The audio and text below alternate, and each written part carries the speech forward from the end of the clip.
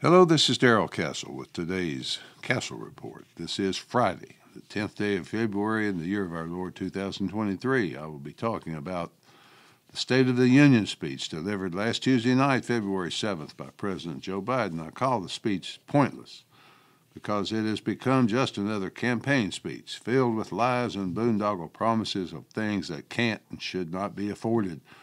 There are always a lot of promises of a glorious new future, but it's hard to see how this old politician can lead us into such a future. Yes, it was filled with lies, or if you wish to be kind, just a lot of political puffery. This entire Castle report could be filled with nothing but a list of lies in the speech, but what would be the point? I always dread the speech, even if given by a president I personally voted for, let alone this one. This would have been a good year to return to the Jeffersonian practice of writing a letter, having it read to Congress by a clerk. Egos are just too strong today. The allure of the TV camera is just too strong. The world press too much for today's politician to resist. The speech to a joint session of Congress is supposed to be a time for the United States to put its majesty and glory of its political system, its achievements, its power before the world for all to see. So the 80-year-old politician walks up to the podium, delivers a speech written by others, but supposedly with his advice and approval.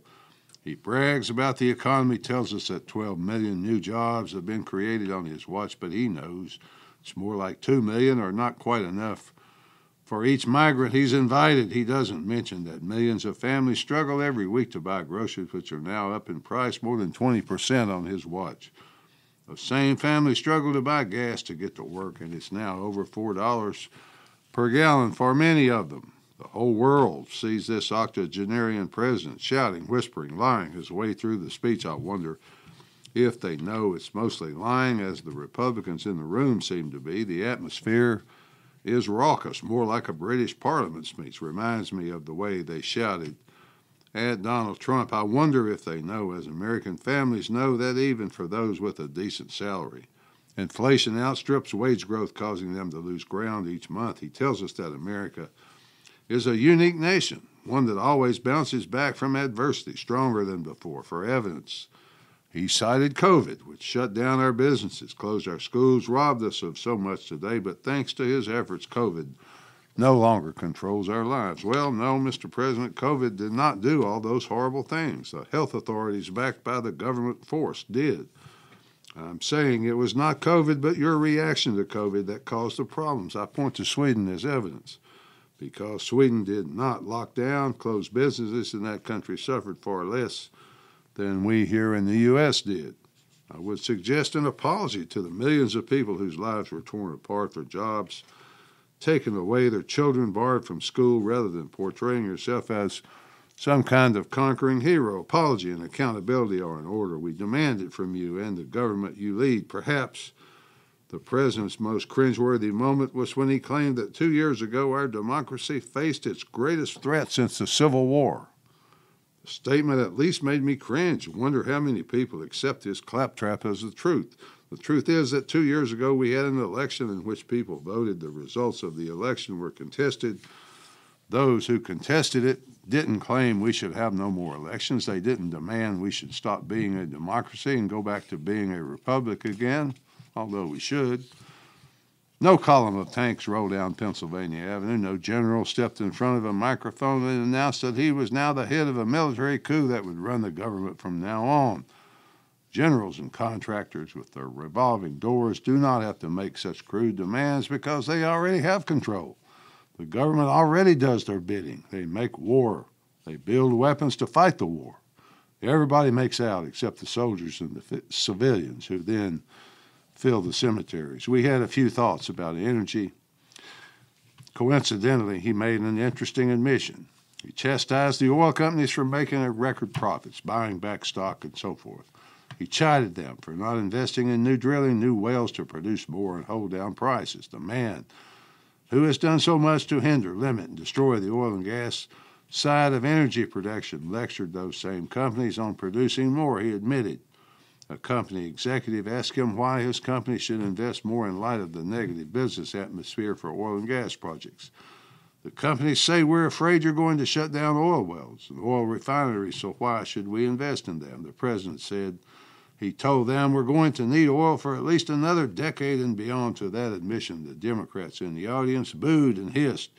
But his statement is an admission that the oil industry does not invest in new production because it doesn't trust him not to bring about the industry's destruction. Attempts to destroy the oil industry are foolish in light of the fact that we need that energy industry to energize the planet. Renewables are fine and helpful complement to oil and gas if used and developed properly. A friend in the industry pointed out to me that after he heard the president's remarks, renewables then should serve along with oil, not in place of oil. Replacing oil and gas with renewables right now would be impossible unless we have some kind of desire to return to the 19th century. My friend also sent me a chart which shows that oil and gas are expected to grow and make up a majority of energy production beyond 2050.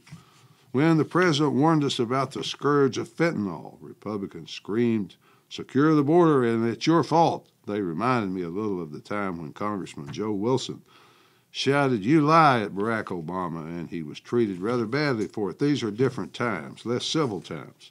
Revenge is a meal best served cold, as the poet says, when you are bombarded with 70 minutes of in-your-face lying while the liar knows he's lying. You know he's lying. He knows that you know he's lying. I suppose self-restraint is difficult. It is his fault, by the way, because the importation of fentanyl cannot be stopped or slowed with a wide-open border, so he must know that. The Constitution, Article 2, says only that the president, quote, shall from time to time give to Congress information of the State of the Union, end quote. It does not say that every year he gets a 90-minute campaign speech for free while his political opponents are to remain silent every year. It's the same old nonsense as the speech has turned into another political event or campaign rally. More laws, more spending, more things we don't need, we can't afford, more wars, more weapons, more claptrap from more irresponsible politicians. It's all just a state-financed lie. So why should it be expected to go unchallenged? What about China? There was barely a mention, even though Representative Marjorie Taylor Greene paraded around the chambers before the speech carrying a white balloon on a stick. The trick she did was to remind Congress and anyone at home, if the cameras got on her, that a giant Chinese balloon was allowed to complete its journey across the entire United States before the commander-in-chief acted. China's spying, she said, that Marjorie Taylor Greene said. China's spying.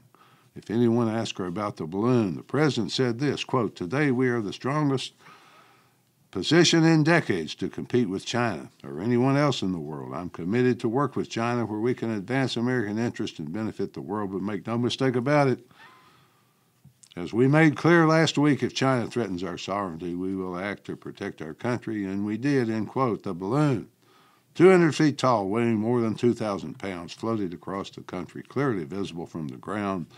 For a week, it surveilled the U.S. land-based nuclear arsenal unchallenged. I know it's suspicious because nations use satellites for surveillance. They're more effective than balloons, but I still see this as a Chinese middle finger to the United States. What if it were a Chinese aircraft or, God forbid, a Chinese missile? Would he act or just let it cross the whole country? I'm intentionally not saying much about the Republican response to the speech since it's largely irrelevant. The president focused primarily on economics. The Republican response delivered by Arkansas Governor Sarah Huckabee Sanders focused on what we used to call social issues.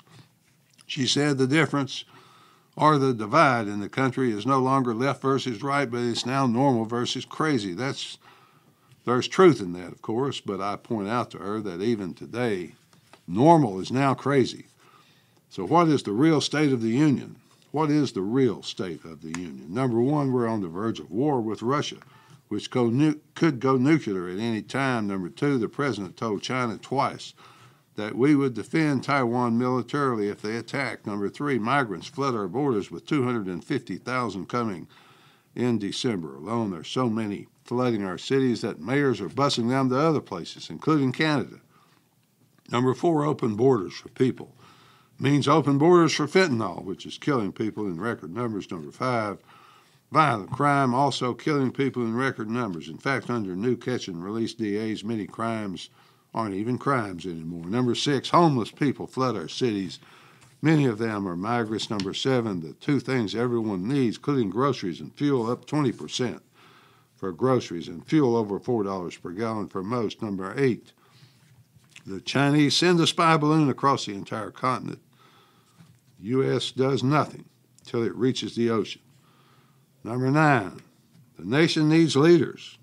Leaders badly with integrity, honesty, and most of all, honor. Finally, folks, as the State of the Union speech, my advice to the President is just write a letter. At least that's the way I see it. Until next time, folks, this is Darrell Castle. Thanks for listening.